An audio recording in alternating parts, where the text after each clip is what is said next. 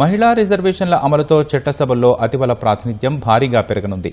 రాష్ట్రంలోనూ మహిళలకు అవకాశాలు పెద్ద ఎత్తున రానున్నాయి. అందుకు తగ్గట్లుగా రాజకీయ పార్టీలు సన్నద్దం కావాల్సి ఉండగా ప్రధాన ప్రతిపక్షం బీఆర్ఎస్లో మహిళా విభాగం క్రియాశీలకంగా లేదు. 2 ఏళ్లకు పైగా మహిళా విభాగం అధ్యక్షురాలి పదవి ఖాళీగానే ఉంది.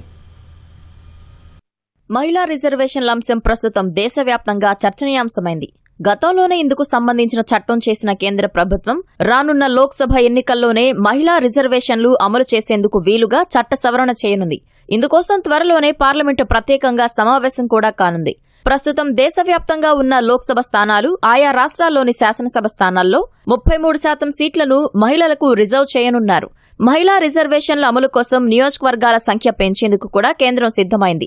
పార్లమెంటు ప్రత్యేక సమావేశాల అనంతరం అన్ని అంశాలపై పూర్తి స్పష్టత రానుంది. ప్రస్తుతం ఉన్న సమాచారం ప్రకారం రాష్ట్రంలో మహిళలకు 60 శాసనసభ స్థానాలు, 10 వరకు లోక్సభ స్థానాలు రిజర్వ్ కానున్నాయి.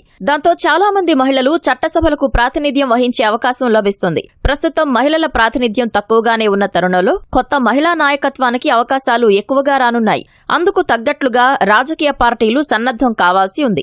రాష్ట్రంలో ప్రధాన ప్రతిపక్షం భారత రాష్ట్ర సమితి పరిస్థితి ఇందుకు భిన్నంగా ఉందని చెప్పుకోవచ్చు. పార్టీలో మహిళా ప్రజాప్రతినిధులు పలువురు ఉన్నారు. మాజీ మంత్రులు, ప్రస్తుత శాసనసభ్యులు, శాసన మండలి సభ్యులతో పాటు వివిధ స్థాయిల్లో మాజీ ప్రజాప్రతినిధులు ఉన్నారు. కానీ బీఆర్ఎస్ పార్టీ మహిళా విభాగం మాత్రం క్రియాశీలంగా లేదు. వాస్తవానికి గులాబీ పార్టీలో సంస్థాగత కమిటీలు ఏవీ లేవు. ఆయా విభాగాలకు అధ్యక్షులు మాత్రం ఉన్నారు. కానీ మహిళా విభాగానికి అధ్యక్షురాలు కూడా లేరు. 2023 శాసనసభ ఎన్నికల్లో బీఆర్ఎస్ పార్టీ అధికారం కోల్పోయిన తర్వాత జరిగిన పరిణామాల్లో అప్పటి వరకు పార్టీ మహిళా అధ్యక్షురాలిగా ఉన్న గుండు సుధారాణి కాంగ్రెస్ పార్టీలో చేరారు. అప్పటి నుంచి ఆ బాధ్యతలను కొత్తగా ఎవరికీ అప్పగించలేదు. పార్టీ సభ్యత్వ నమోదు పూర్తి చేసి సంస్థాగత కమిటీలు ఏర్పాటు చేసినప్పుడు మహిళా విభాగాన్ని కూడా ప్రకటించాలని భావించారు. అయితే వివిధ కారణాలతో కమిటీల ఏర్పాటు ప్రక్రియ జరగలేదు.